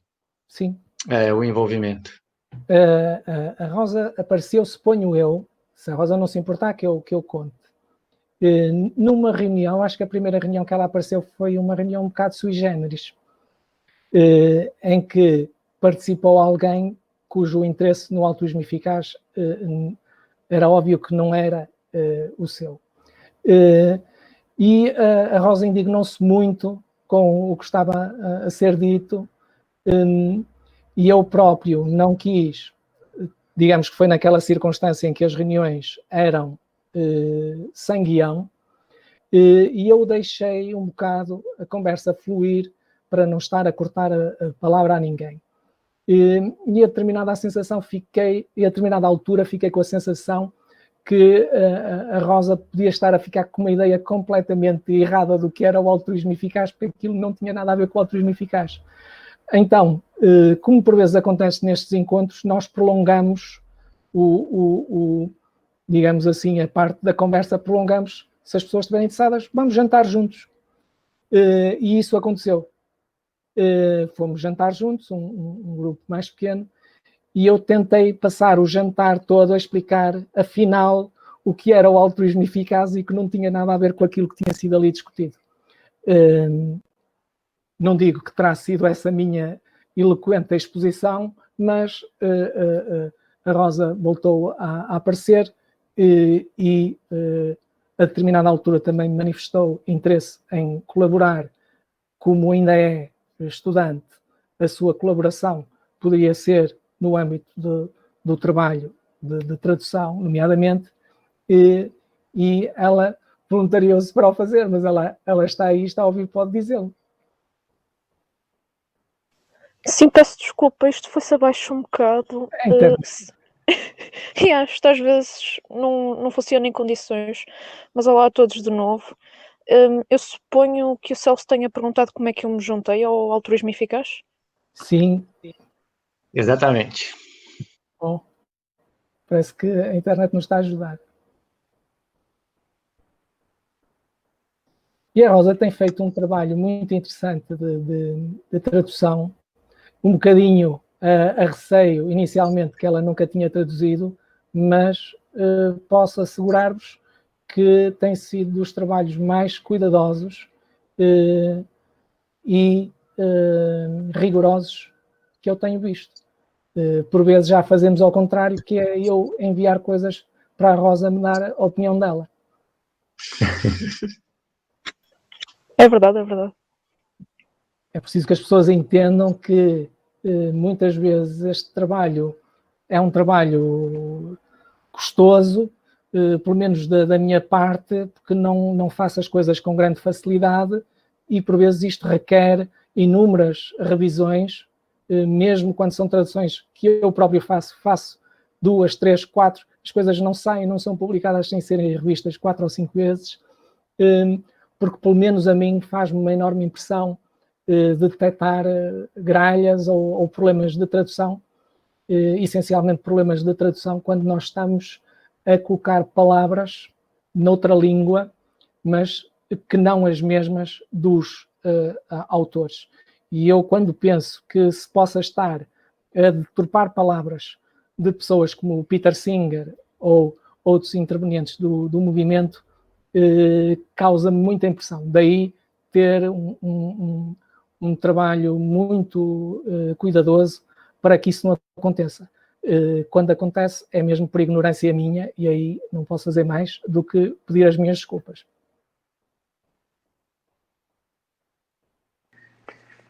Eu queria aproveitar as perguntas e colocar um problema que tem a ver com a pergunta tanto do Gustavo quanto do Celso acerca do seguinte, e isso veio de uma conversa com o Fernando Moreno, de São Paulo, e com o Ramiro, de Porto Alegre.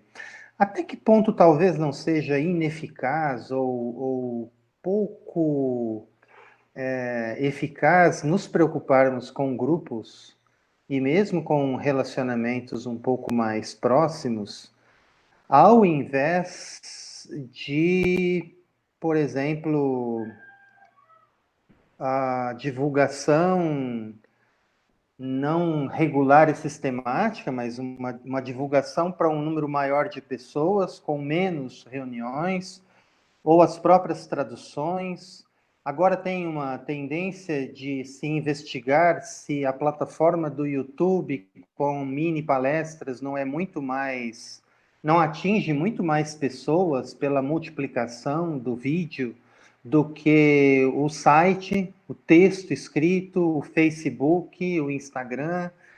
E a segunda, o que pensar das pessoas ou grupos que são altruístas eficazes, mas que não conhecem e nem aderem, ou talvez, ao conhecerem, não querem adotar a ideia no sentido explícito, né?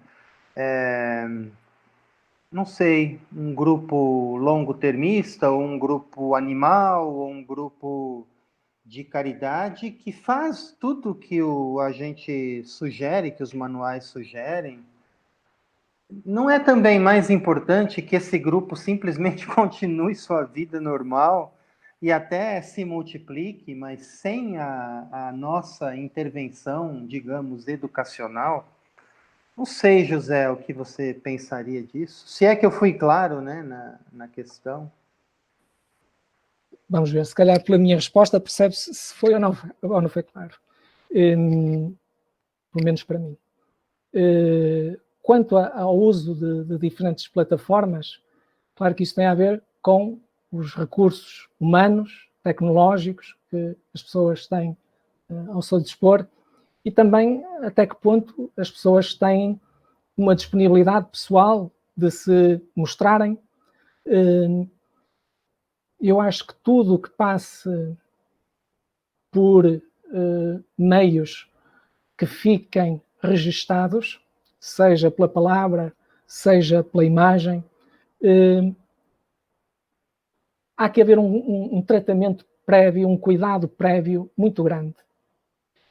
Porque, digamos, nesses grupos de conversa, e qualquer um de nós, em conversas informais, nós disparamos coisas, improvisamos, testamos ideias, por vezes, se calhar, de forma um bocado polémica, porque queremos ou chamar a atenção, ou tentar alertar para determinado problema, por aí fora.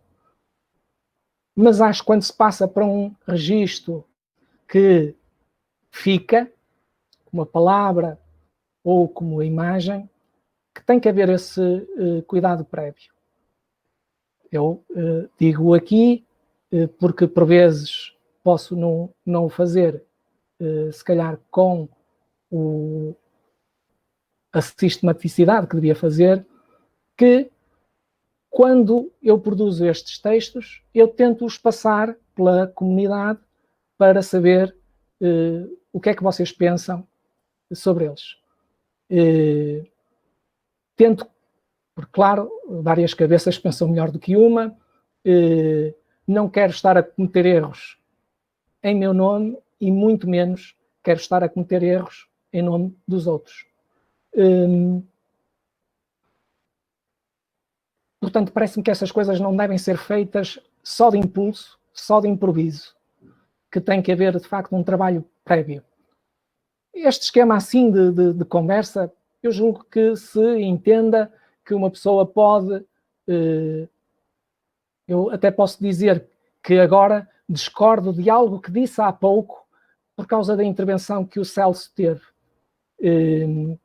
Portanto, mas neste esquema de conversa, acho que as coisas são mais aceitáveis.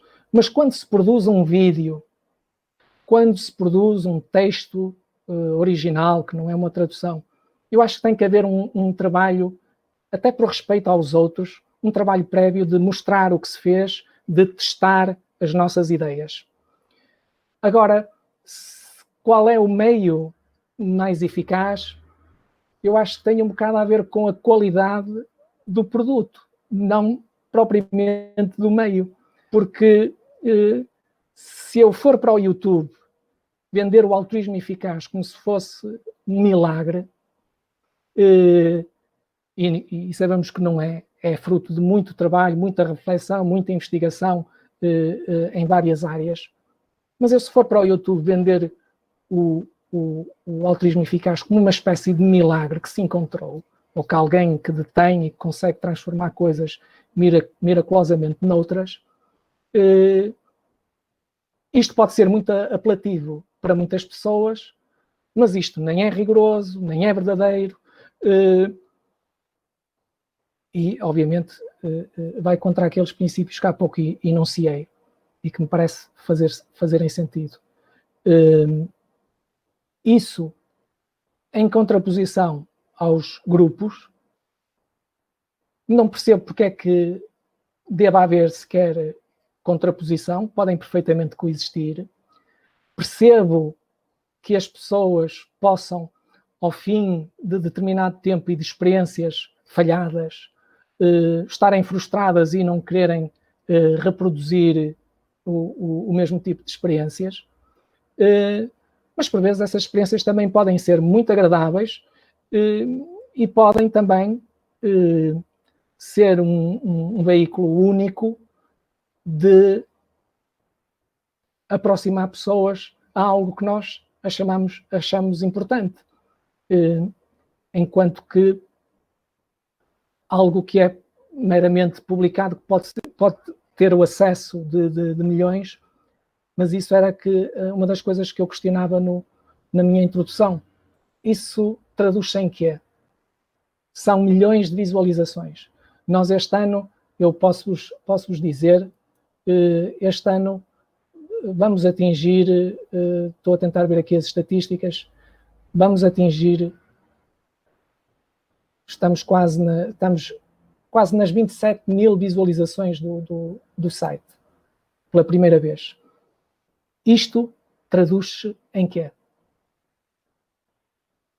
Para além destes números, isto traduz-se em quê?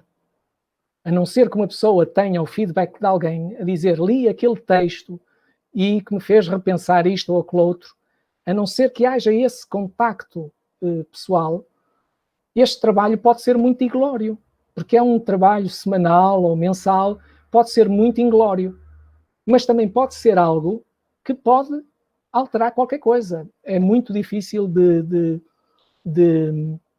avaliar estas questões. Não é? Daí algumas das minhas conclusões do texto, quando nós temos algo palpável em que nos agarrar, esta pintura traduz-se num donativo que se traduz em nem sei quantas redes que protegem nem sei quantas pessoas.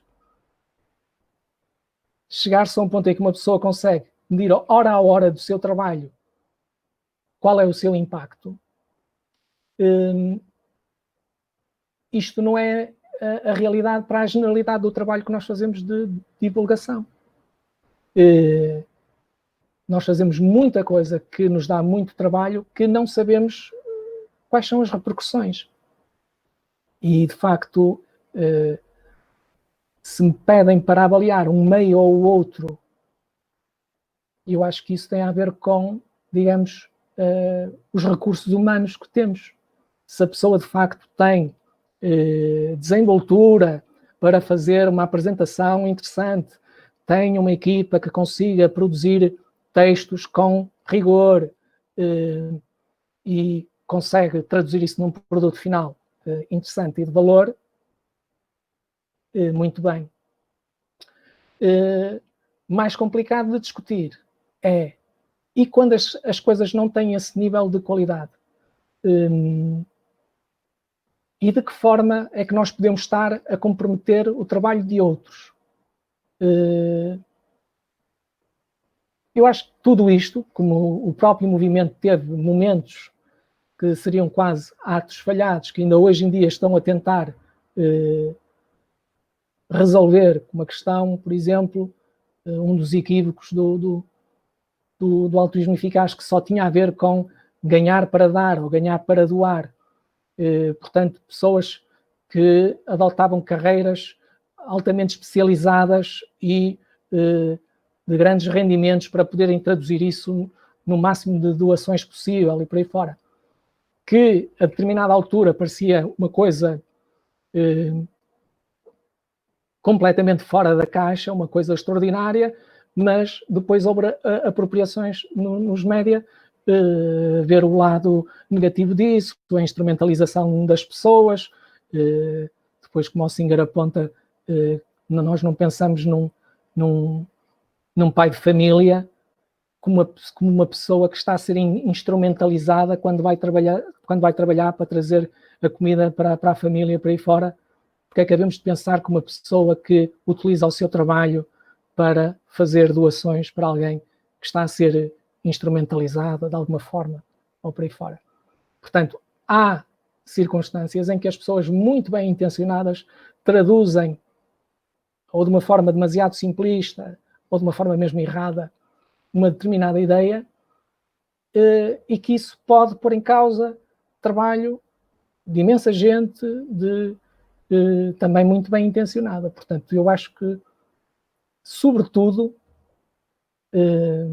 muito cuidado e rigor com o trabalho que se faz e expô-lo primeiro a outras pessoas que, se calhar, mais conhecedoras, que se possa prevenir certos erros, e depois, sim, se calhar o meio tem a ver com as competências e os interesses de cada um. Se é um youtuber, então, que utiliza essas competências no YouTube. Se é um professor, então, se calhar, que utiliza essas competências com os seus alunos. Portanto, acho que isso depois passa por aí mais do que decidir a priori quais serão os meios mais eficazes, porque os meios podem ser eficazes se as pessoas não os utilizarem corretamente, se calhar estão a prestar um mau serviço. E eu próprio assumo que a minha apresentação pode também induzir em erro, no sentido em que, de facto, o altruísmo eficaz é muito mais do que aquilo sobre o que eu falei.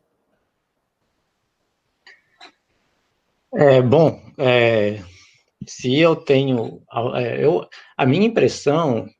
Então, bom, a primeira questão, então, voltando à questão do auxílio, né, da importância de formação de grupos, eu não tenho, então, uma experiência pessoal para dar, mas a minha impressão é que eles são essenciais para a produção não só de conteúdo, mas de ações de maneira coordenada, que vão além da divulgação, né? Então, se a gente pensar em todas essas organizações que guiam o altruísmo eficaz, a 80 mil horas, o Centro do Altruísmo Eficaz, todas surgiram de pequenos grupos fazendo reuniões, em sua grande maioria presenciais, e desenvolvendo, então, um trabalho coordenado específico. Então, acho que isso é essencial. E assim, acho que não se resume somente a essas grandes, que hoje começaram como projetos pequenos, mas hoje em dia já são coisas mais... empreendimentos maiores, mas a gente vê também, tem vários outros, não sei, organizações que surgiram de grupos do AE. Então, essa análise que eu postei, por exemplo, do survey, foi a Rethink Charities que fez, que é, mais uma vez, um pequeno grupo que se formou desse tipo de reunião de grupo, de trabalho coordenado, e passaram, então, a propor intervenções diferentes, e até, nesses casos, todas elas se tornaram, de alguma maneira, protagonistas do movimento, mas até casos em que não se tornaram, que não foram de sucesso, mas ainda assim, para gerar esse tipo de, não sei, esse tipo de conteúdo original e embasado, eu acho que a coordenação de um grupo é essencial. Eu estou pensando no exemplo, a certa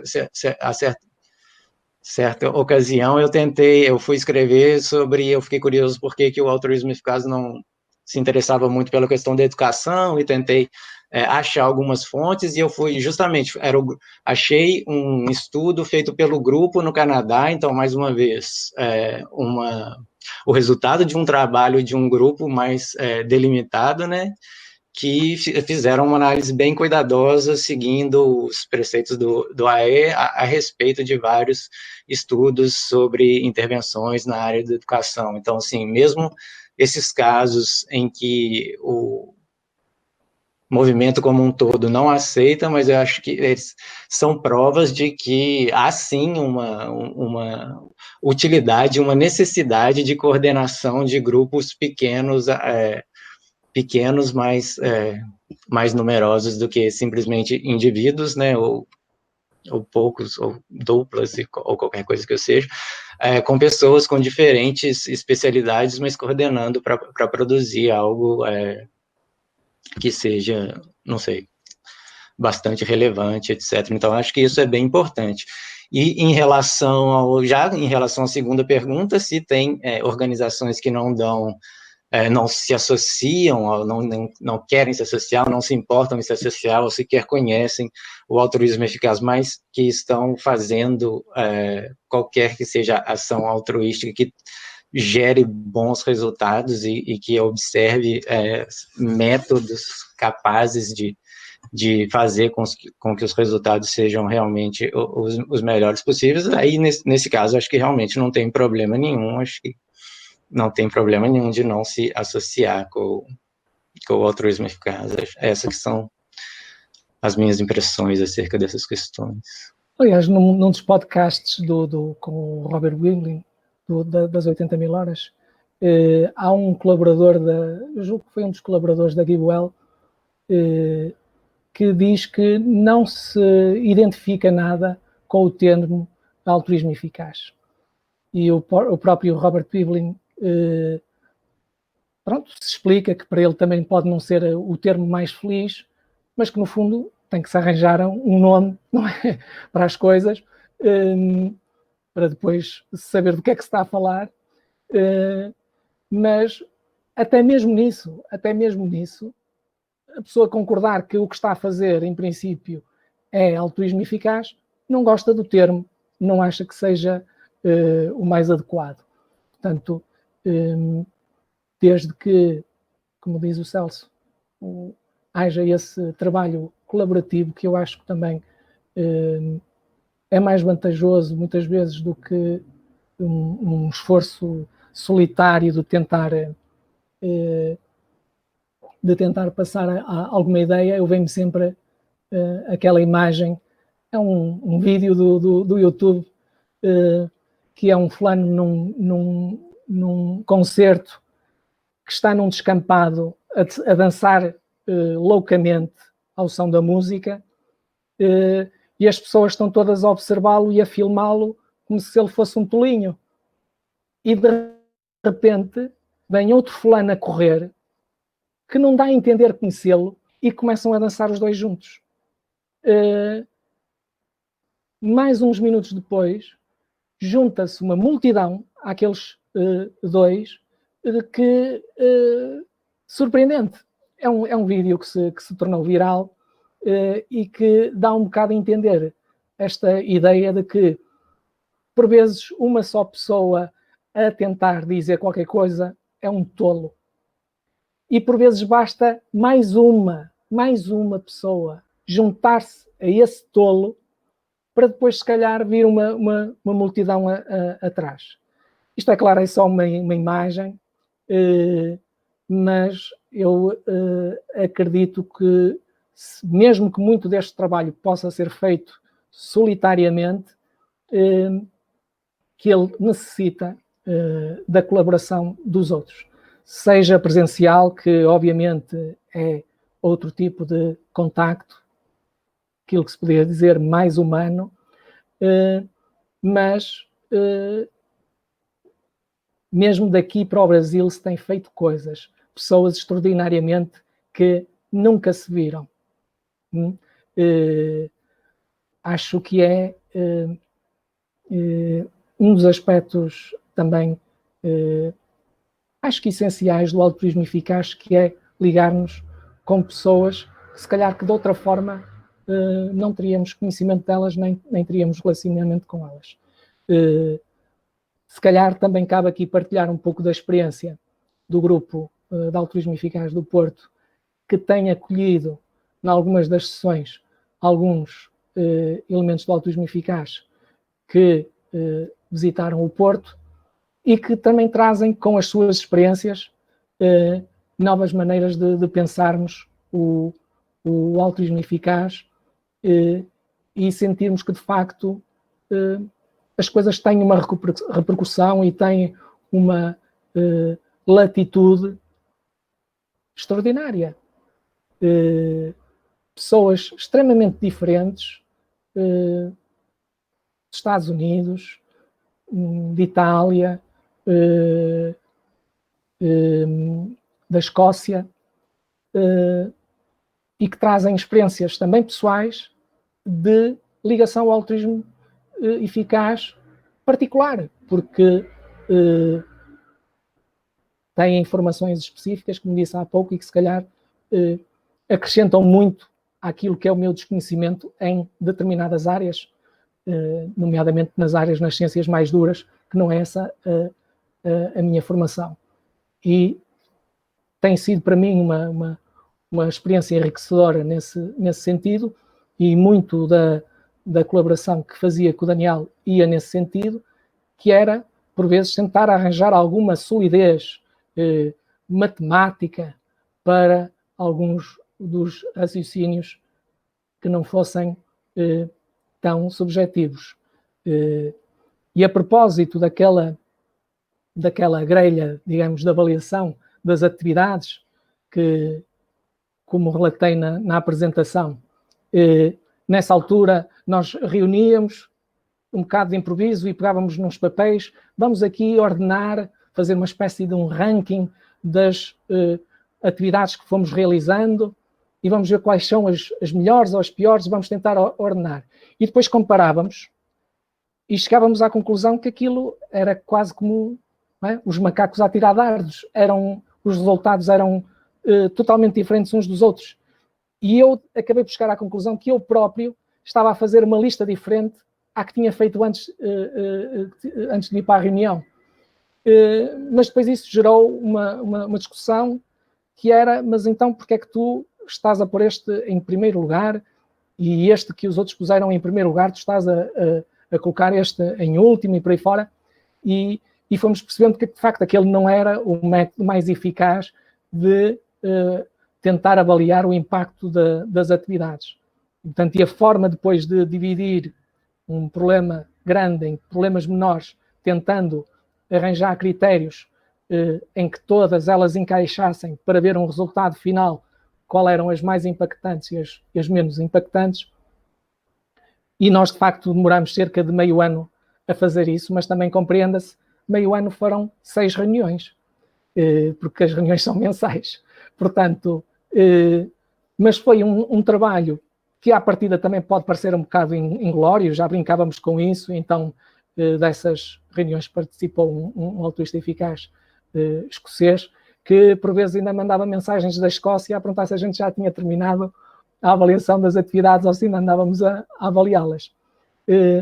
Mas isso deu-nos uma perspectiva daquilo que poderia ser mais eficaz no nosso trabalho, e isso pode ajudar também depois a uma gestão do nosso tempo, dizer, ok, isto não tem grande impacto, ou eu não tenho grandes evidências do impacto disto. Mas quanto tempo é que isto demora a fazer? Meia hora, 1 hora? Se é meia hora, 1 hora, pode-se continuar a fazer, pode ser que a determinada altura dê algum resultado significativo. E é isto, quanto tempo é que demora a fazer? Umas horas valentes, semanais? Isto eu tenho que ter mesmo a certeza se de facto é algo com algum impacto, porque abdicar de umas horas semanais já é mais problemático. Portanto, até mesmo para este tipo de gestão de trabalho num grupo, convém, mesmo que essa avaliação não seja extremamente rigorosa, por vezes vale a pena perder-se um certo tempo a pensar como é que nós avaliamos aquilo que fazemos para depois rentabilizarmos o nosso tempo o melhor possível. E se vocês repararem, quando se começa a dividir assim as coisas e a avaliá-las, é muito mais provável termos resultados mais rigorosos do que, obviamente, avaliações feitas um bocado por aquilo que é a nossa impressão, que muitas vezes é errada.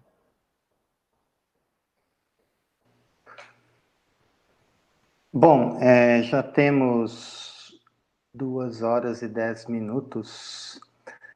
Com direito a intervalo.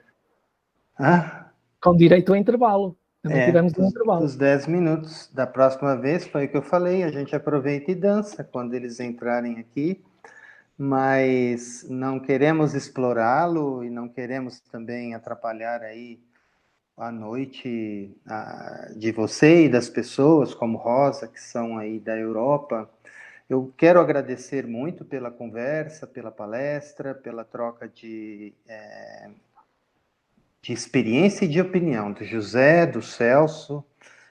Espero que tenhamos outras, mesmo que sejam informais, qualquer hora a gente combina, marca um horário, mas também que sejam formais, quem sabe no ano que vem a gente tem um pouco mais de clareza sobre o que fazer em termos de grupo, se vamos fazer o grupo e se como fazê-lo, e para isso vamos precisar, né, da expertise, ou seja, da experiência, mas também na formação de vocês.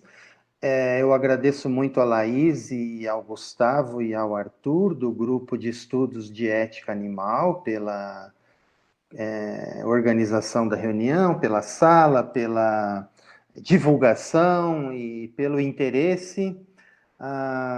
E as outras pessoas todas que estão ou estiveram, eu também quero agradecer e vamos manter comunicação, seja no Facebook do Altruísmo Eficaz, seja no Facebook e no WhatsApp do Grupo de Ética Animal, seja nos contatos pessoais que cada um tem para o ano de 2021. Dito isso, arriscando ser um pouco mal educado, mas dado o avançar da hora, eu vou então encerrar essa nossa primeira reunião, as conversas sobre o altruísmo eficaz. Bom, esse aqui é mais um fruto do trabalho do José, né? Até o nome agora nós vamos roubar do José. Conversas sobre o altruísmo eficaz. Vamos fazer mais destas aqui no Brasil. Inclusive, quando nos chamarem para falar com grupos e perguntarem que nome é a palestra, eu já sei qual vai ser o nome. Conversa sobre o altruísmo eficaz, e podem ficar orgulhosos desse trabalho. Eu queria lembrar que, então, em Minas Gerais, agora temos a comunidade do altruísmo eficaz e o nosso coordenador geral, nosso presidente, é o Celso Vieira. E nós vamos manter esse contato, né, com pessoas de BH, de Uberlândia, de Ouro Preto, que eu acabei não conseguindo falar com a pessoa, e vamos continuar. Então, as outras pessoas que vieram e se interessarem, fiquem atentos, nós vamos manter contatos e divulgação. Bom, Feliz Natal para todos, um ótimo 2021, com bastante paz e saúde para cada um, mas também com bastante benevolência, beneficência, e que consigamos fazer um ano melhor, não só para nós, mas para todas as pessoas, para as pessoas vulneráveis, para os animais. Foi um prazer e uma honra termos vocês aqui. Muito obrigado. Até a próxima.